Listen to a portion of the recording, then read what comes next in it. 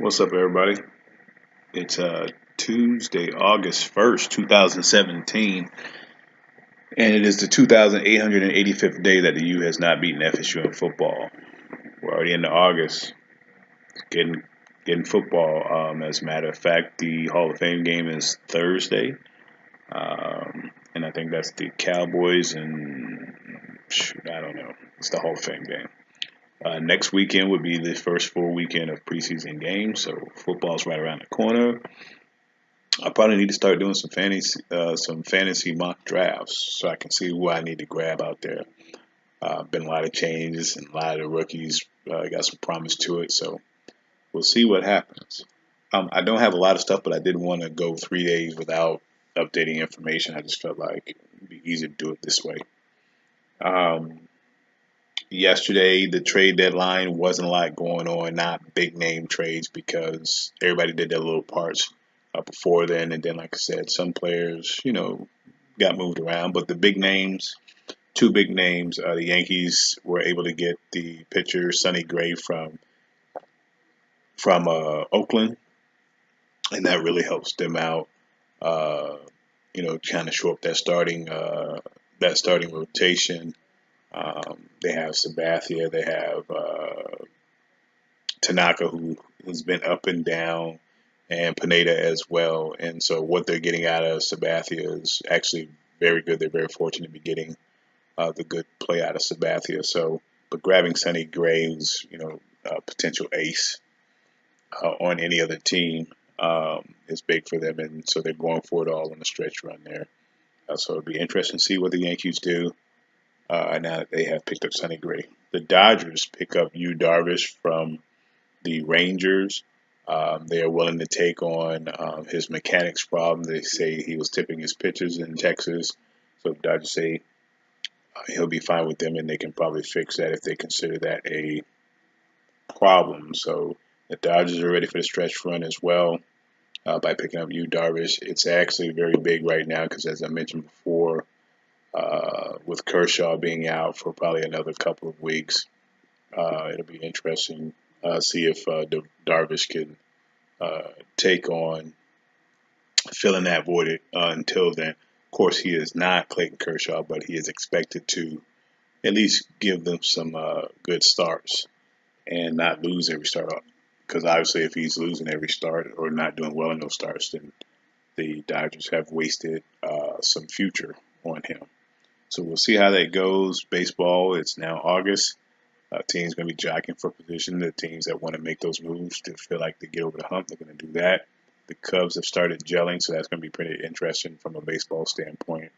Cubs and Dodgers like they may be headed against each other somewhere down the playoff realm.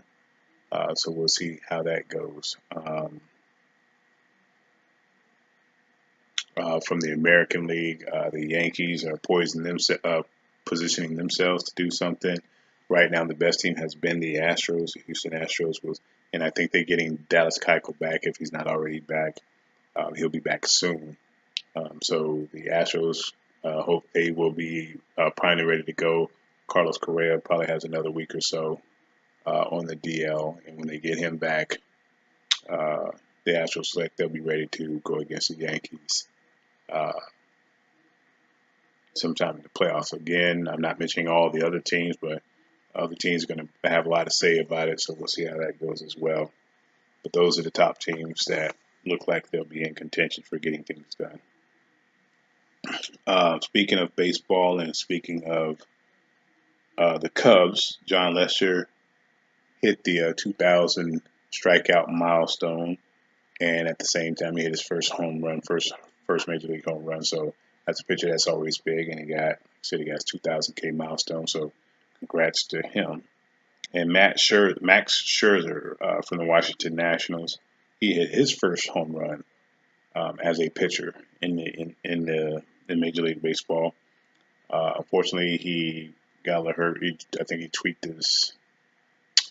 I think it's his neck, but they say he should be okay and he should not miss a start. But first home runs for two pitchers, two of the better pitchers in the league in Major League Baseball get their first home runs today. So Max Scherzer Got it all done in the first inning, as a matter of fact. So hopefully he'll be okay because the Nationals need to continue some good news because right now they're without Steven Strasburg for a couple of weeks.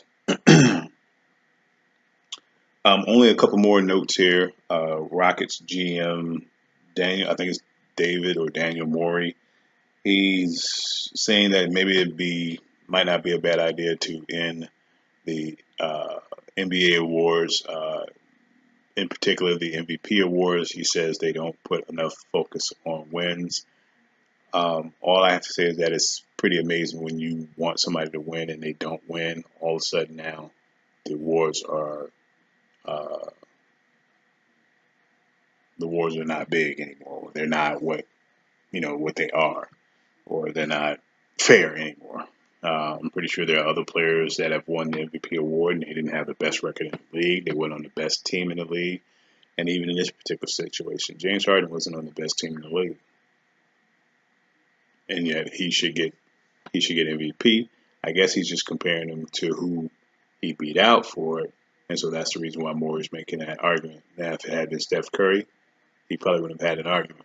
But my thing is, and my belief has always been, the MVP is not the best player on the best team. If you did it like that, there are plenty of people who won MVPs should have never won it. It's not the best player on the best team sometimes. Sometimes it's called the most valuable player. It's not the most valuable player on the most valuable team. And people, like I said, will argue to the cows come home, but we never think about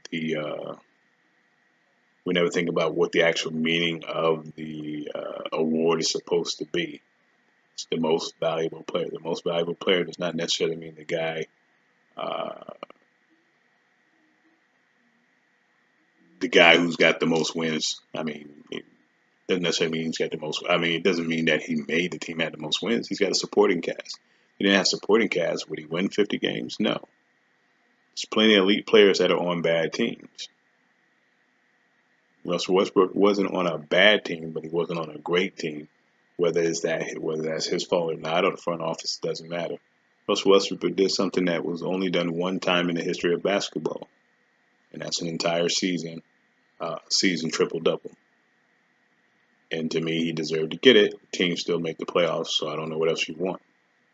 Everybody can't win the title, including Daniel Morey's pick.